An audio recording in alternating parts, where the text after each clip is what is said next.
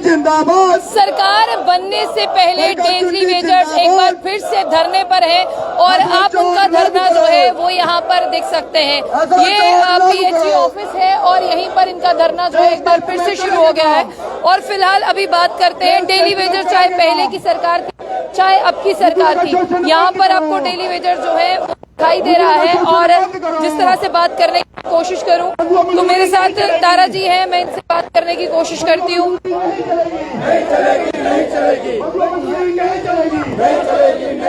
तो इनसे बात,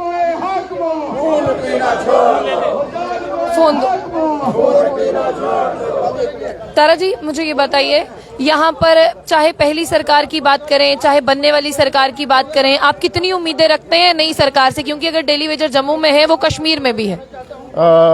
आपके और आपके चैनल का बहुत बहुत शुक्रिया। मैं Rajendra Singh Taj, member PHE employ united front Jammu. आपने उम्मीद की बात की है, हम नई सरकार से उम्मीद करेंगे और उमर साहब को आपके माध्यम से अपील करेंगे कि जब आप चीफ मिनिस्टर थे 9 से 14 के बीच, आपने एक कैबिनेट सब कमेटी बनाई थी। उस कैबिनेट सब कमेटी में जिसको 10 साल हो जाएंगे आपने SR 64 सारे बेनिफिट देने के उस कमेटी में कहा था। और श्यामला शर्मा जी जो उस टाइम पीएचई मंत्री थे वो बड़े इंटरव्यू में कह चुके हैं।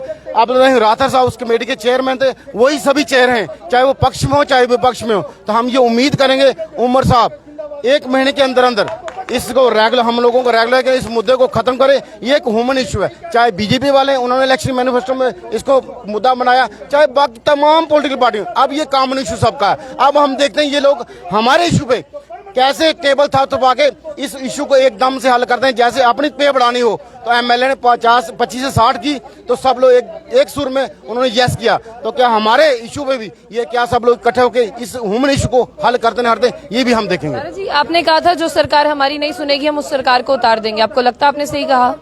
बिल्कुल, हमने जो कहा था हम उस पर पूरे उतरे हैं। और जो सरकार बन बैठी है, ये 14 में हमने कहा था, हमने करके दिखाया था, ये हमने 24 में करके दिखाया। अगर ये सरकार नहीं करेगी, लेकिन हम ये उम्मीद करेंगे, एम्प्लॉयज सरकार से टकराव कभी नहीं चाहता, लेकिन हमसे जायज हक अगर नहीं दिए जाएंगे तो मैडम हम जायज हक लेने चाहते हैं। इसका सबूत आज ये देख लो। आज का हमारा जो प्रोटेस्ट है ये सिंबॉलिक प्रोटेस्ट है। क्यों? आज सरकार ना एलजी साहब हैं तो ना इलेक्टेड गवर्नमेंट है। आज जो गवर्नर रूल है वो लिफ्ट हो गया कल का।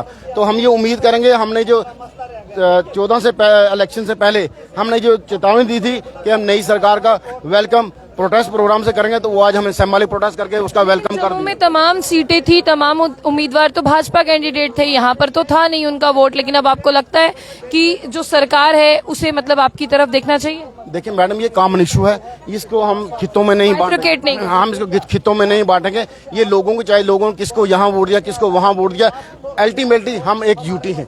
तो यूटी का जो चीफ मिनिस्टर होता है वो सबका होता है। मिनिस्टर चाहे एमएलए पहले होगा, लेकिन जब वो मिनिस्टर बनेगा वो पूरी यूटी का होगा। तो हम यही उनसे बड़े दिल की उम्मीद करेंगे, चाहे बीजेपी वाले अपोजिशन बैठे इस मुद्दे को प्रेस करें और सरकार में जो लोग बैठे वो उस मुद्दे को पूरी तौर हल करें। हम यही उम्मीद चाहेंगे। नहीं तो आने वाले टाइम में डेली वेजेस सड़कों में होगा। इसकी सीधी अगर कोई प्रॉब्लम होगी, कोई लाने की प्रॉब्लम हो, जो नई सरकार बनने वाली है, ये उसमें हमारा उसमें कोई कसूर नहीं होगा। क्योंकि हम 2.5 साल से 2 साल 4 महीने से लगातार इस प्रोटेस्ट प्रोग्राम चला रहे हैं।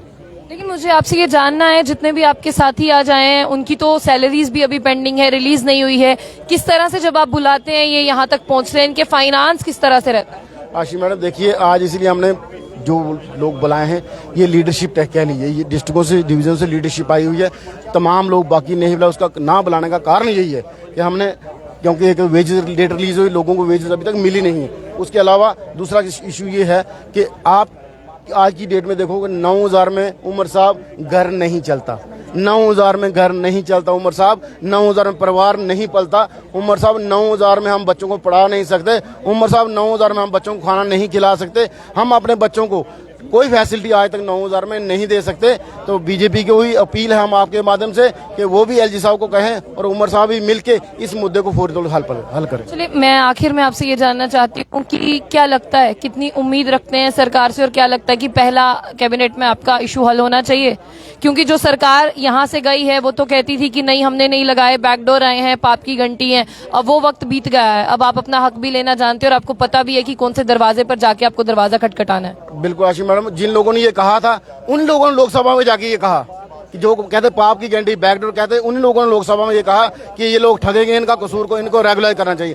हमने हर एक दरवाजे पे दस्तक दी, जिस दरवाजे ने हमारे शान में कुछ खिलाफ बोला उसको हमने ये बताया, चाहे हमने उनके दरवाजे पे 10,000 लोग ले गए, चाहे हमने कैसे, लेकिन उनको अपनी बात बताई। आज हर एक जो पार्टी है, पॉलिटिकल पार्टी है, चाहे लीडर है, ये कहता है ये लोग जेन्युइन है, इनका कोई कसूर नहीं है। हम लोग कोविड में अगर काम कर सकते हैं, 24/7 हम काम कर रहे हैं, हमारा इसमें कोई कसूर नहीं है।